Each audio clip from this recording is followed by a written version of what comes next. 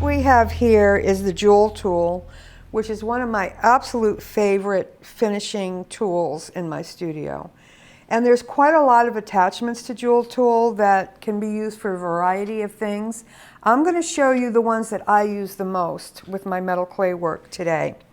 The first thing I want to show you is this is just a coarse kind of grinding wheel. And you can see how easily they go on and off, okay? And one of the things I love about the JOOL tool is you're looking down on it. So as it's spinning, you can see what's happening rather than coming in from the side as with a traditional polishing tool. Okay, so what I want to show you is this grinding wheel.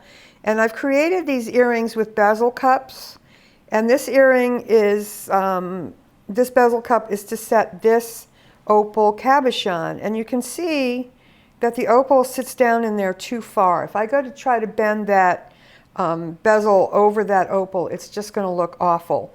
So I could try to find a deeper stone, or I could grind the bezel cup down. And you'll see how quickly that can be done with the JOOL tool. So I'm going to turn it on, and I like it to be going at full speed. And I'm just coming straight up from underneath. So you want to make sure you come up straight.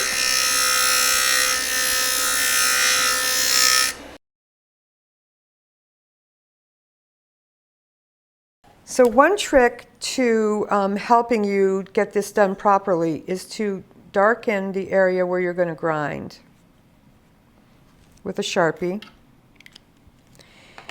And then that gives you a visual of how straight you are on the grinder. And you can see the ink coming off.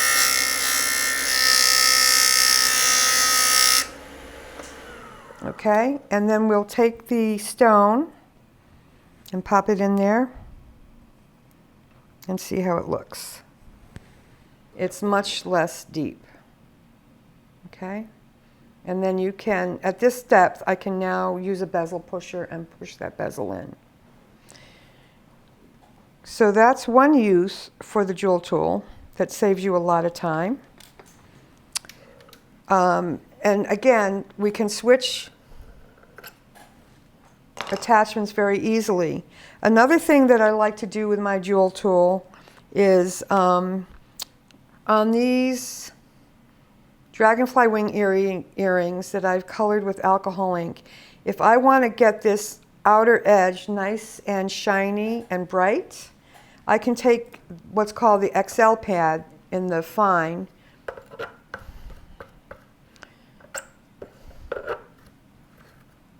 There, it's on. And I can just come up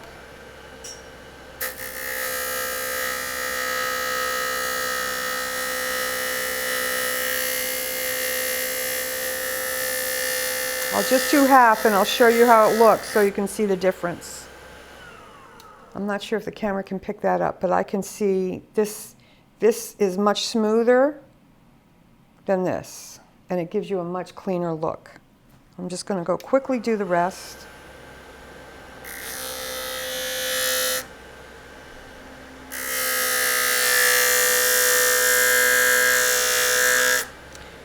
And the XL pad is good for blending and smoothing and removing scratches.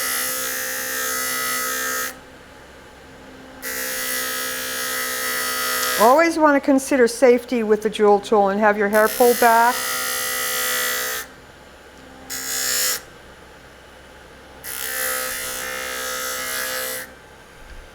And I just want to show you the two pieces next to each other, and you can see the difference.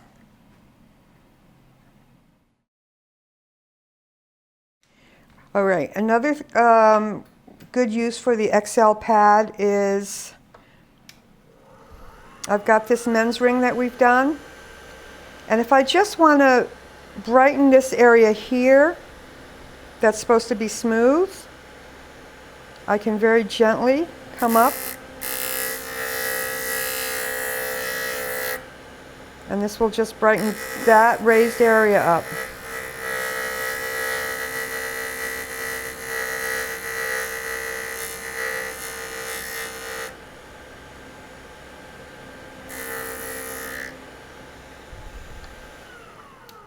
And you can see how much shinier that is and how much smoother that is. I can also do the outer edge of the ring.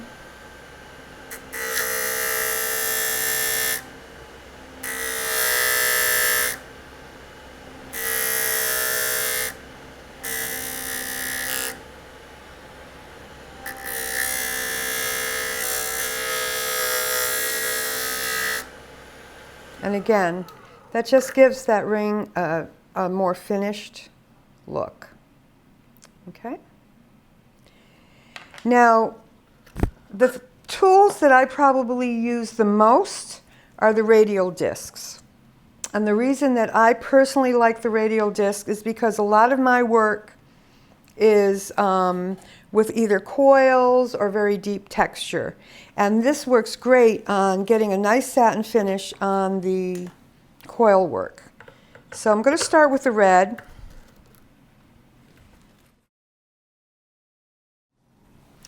And I'm going to finish this coil-based earring. So I'm going to turn it on.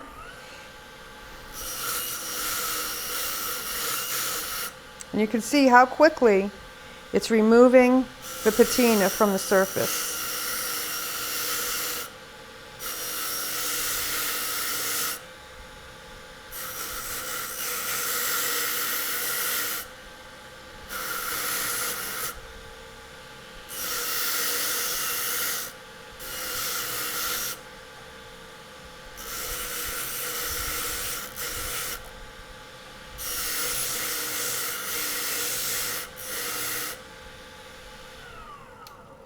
So the red is a fairly coarse grit, so it's leaving somewhat of a roughed up surface, but you can see how it's left the patina in the recesses and it's removed it from the raised areas. So now I'm going to go down to the blue. And this is my go-to disc. This is my favorite one.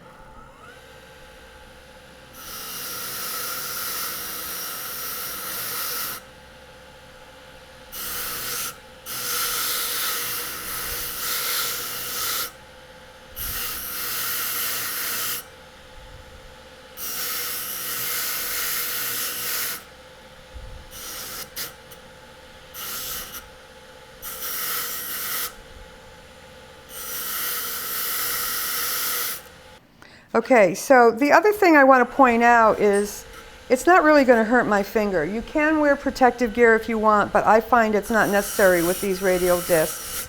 So I'm just going to finish this up, and then I'm going to switch now to the yellow radial disc.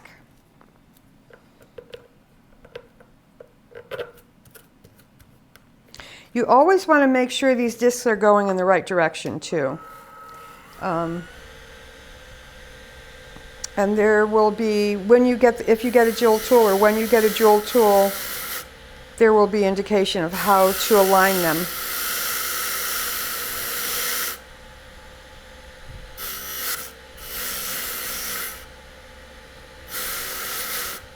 I always do the sides as well.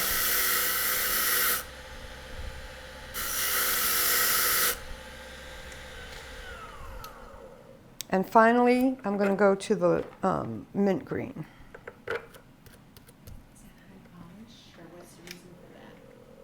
This will give you the final shine for your piece.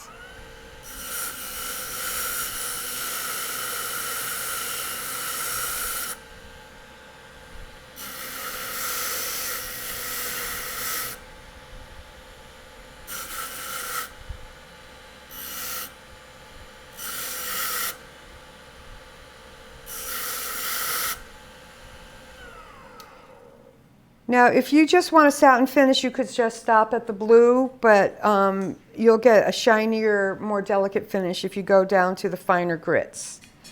Now, here is my patina piece that has not been treated with a jewel tool, and here's the one that has been polished with a jewel tool, and you can see how quickly and easily you can get a beautiful satin finish. So now I've got this pendant that has several layers to it, and I just want to bring it to a satin finish.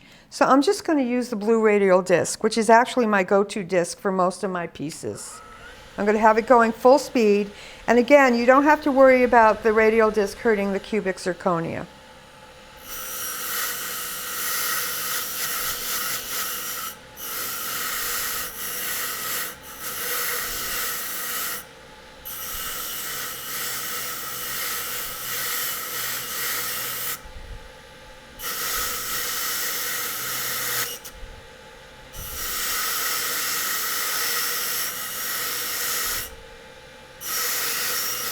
You just want to keep coming in from all angles, front and back, sides, to get into all the nooks and crannies. And I'll show you, I still have a little more work to do, but you see how quickly that's coming up to a nice satin finish. And I'll just have to do the back and just touch up the front a little, and this will be done.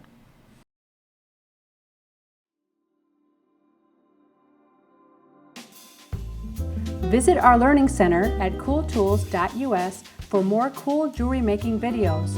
Subscribe to our YouTube channel, like us on Facebook, follow us on Twitter, and be sure to sign up for our email list to be the first to hear about new videos, new products, and other cool stuff from Cool Tools.